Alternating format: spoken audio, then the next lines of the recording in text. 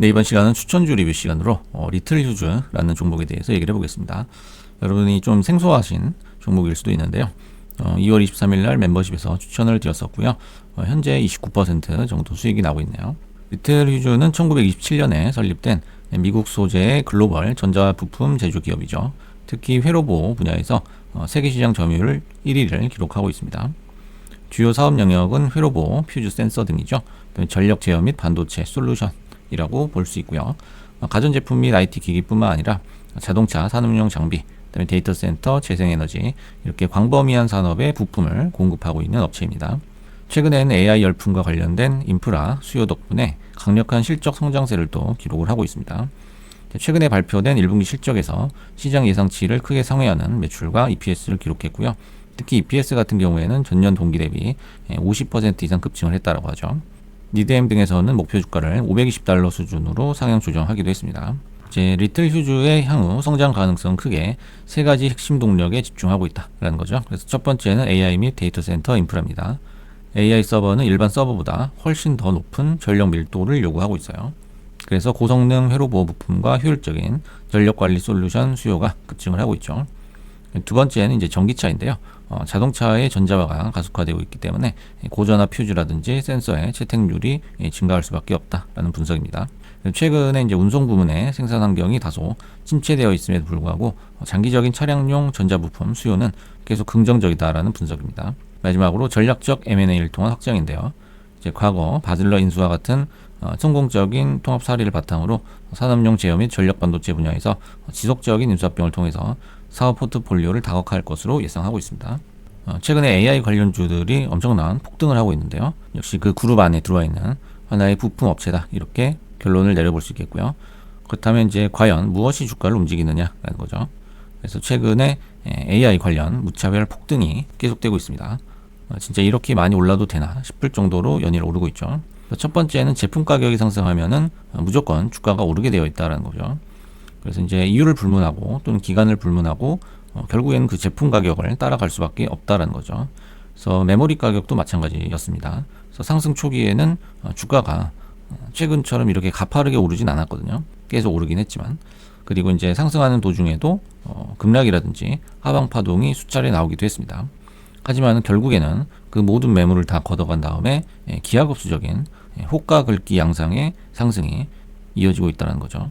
그래서 주도주인 마이크론이라든지 샌디스크를 비롯해가지고 나머지 이제 레가시 반도체 업체에도 점점 낙수 효과가 들어오고 있다. 이렇게 분석을 해볼 수 있겠습니다.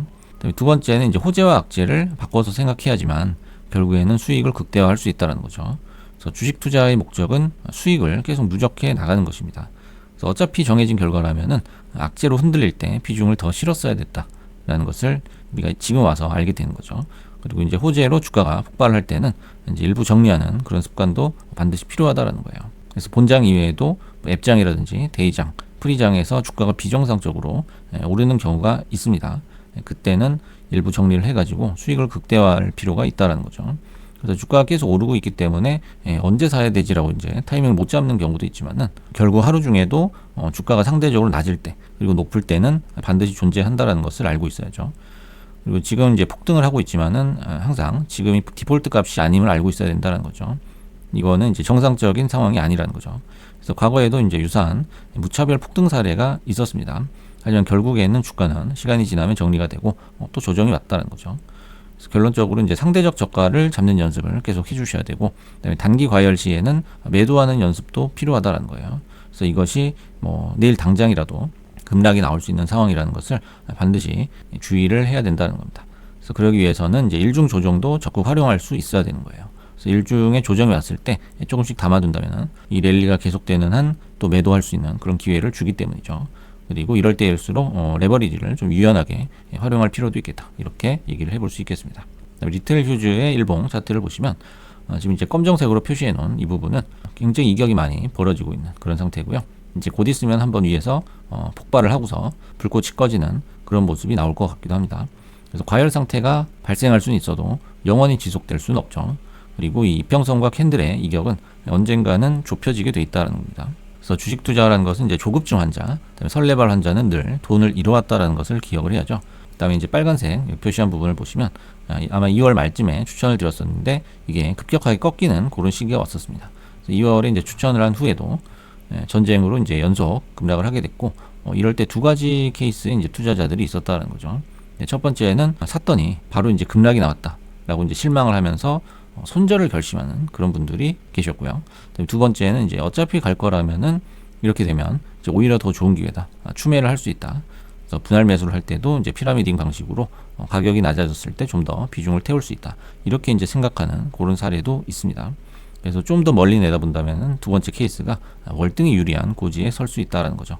그래서 후자는 어떤 상황에서도 돈을 벌 수밖에 없다라는 거죠. 그것이 바로 주식의 생리입니다.